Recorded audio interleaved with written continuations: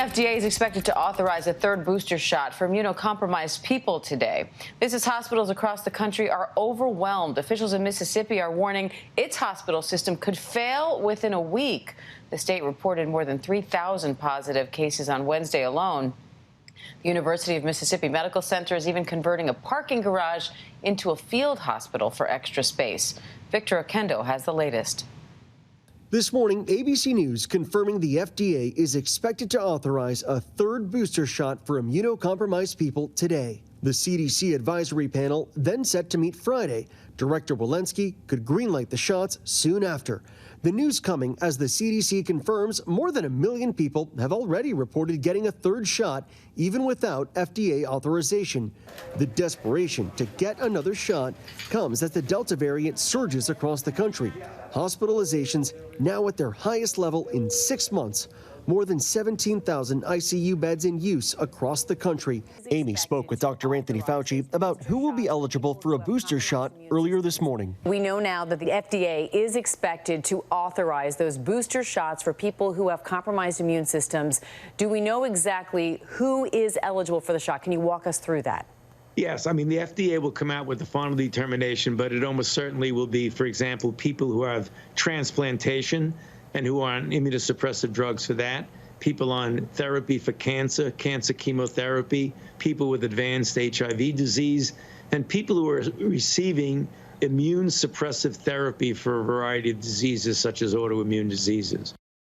And the CDC is now urging pregnant women to get vaccinated, pointing to growing evidence that the vaccine poses no increased risk for miscarriage and no safety concerns for women or their babies.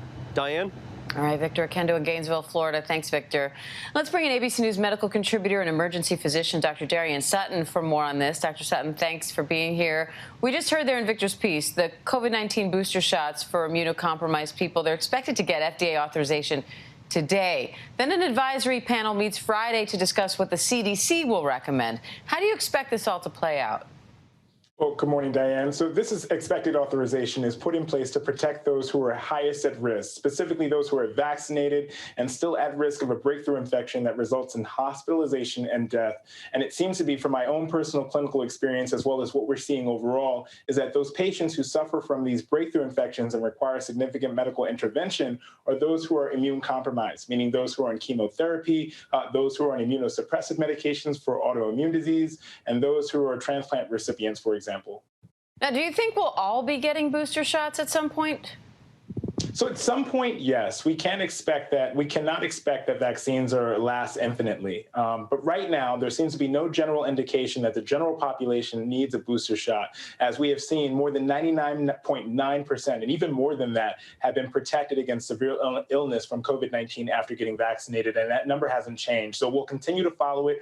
Right now, there does not seem to be any indication that the general population needs a vaccine, but likely at some point in the future.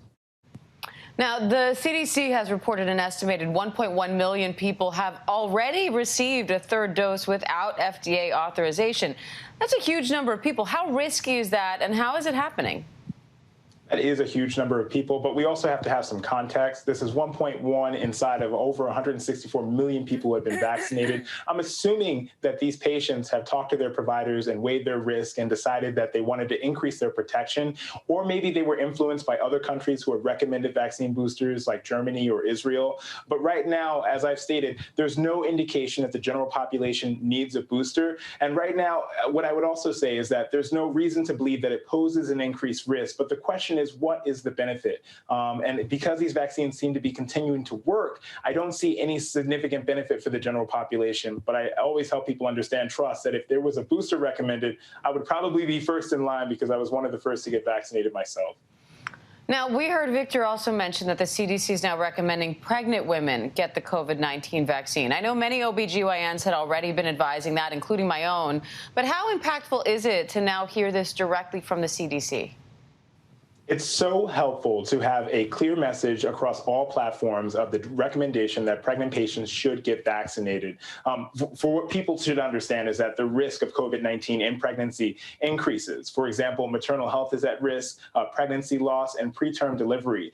And what we know is that of the tens of thousands of patients who have gotten pregnant or been pregnant during these vaccinations, they have not posed any increased risk from the vaccine. So when we weigh that risk-benefit analysis, it is clear that vaccines are protective to pregnant patients and that pregnant patients should get vaccinated. We're also hearing about travel slowing down now. Airlines are reporting increased cancellations from travelers. So what's your advice for people who are looking forward to that long-planned summer vacation?